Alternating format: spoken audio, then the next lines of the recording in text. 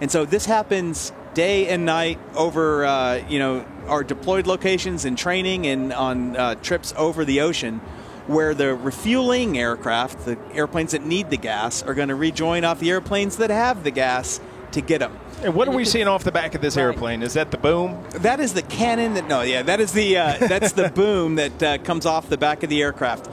What'll happen is the C-17 will drive up, and if they were going to actually pass gas, this airplane would fly up, rejoin, and get stuck by that boom and take the fuel. While they're lining up, we are going to take a quick break. We're not leaving the air show, though. We'll keep it in a box so you can see it, and then we'll come back with commentary in just a moment.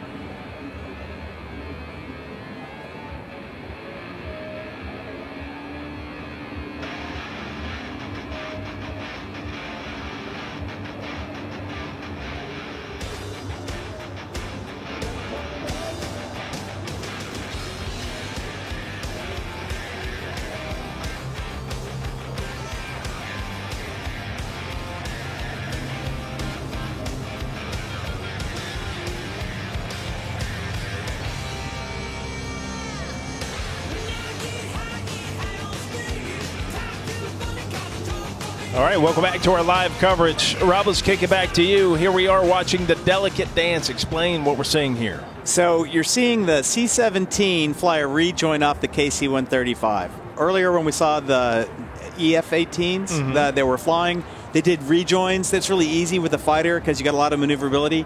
These are two giant airplanes that are rejoining off each other, which is no small feat.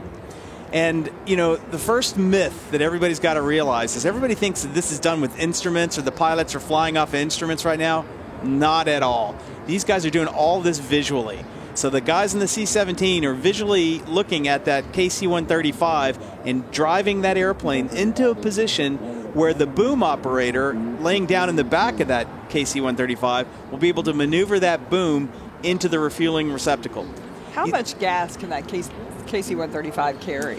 It's over 100,000 pounds of fuel that it can pass, and it's not gas that's like separate. It's gas that it uses too, so the crew has to continually make adjustments about where they're going, how far they got to go to their base, and how much gas they can pass.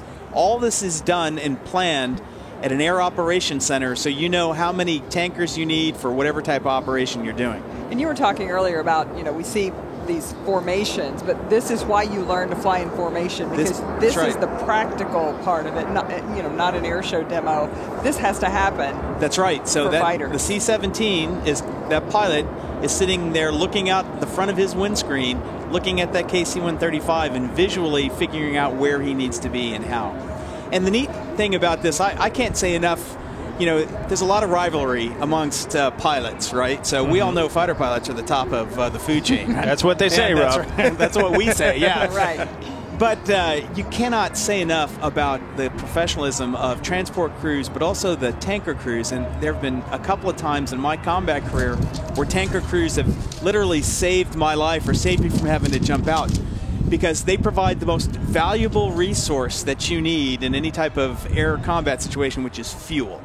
And so if you are coming in, it's nighttime, you've stayed in the target area too long or had to use too much gas to defend yourself, you need one of these things, and they will do great work to help you find them or rejoin with you, even over bad guy territory sometimes. So say you're flying in an F-16, you need gas.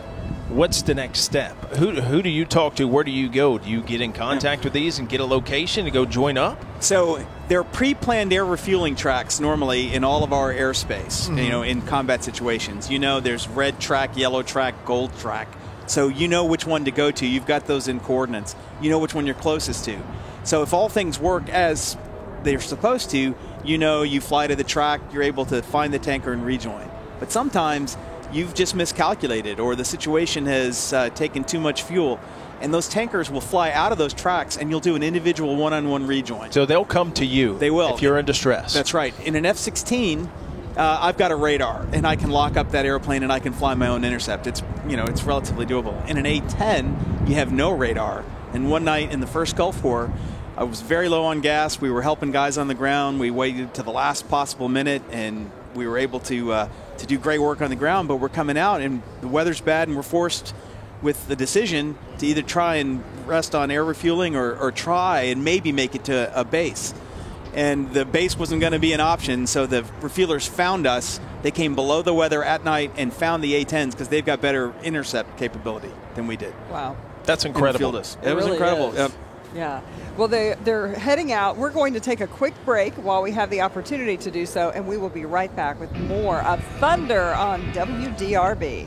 And we want to thank Heiser Hearing, providing our real-time closed captioning today for the members of our audience who are deaf or hard of hearing.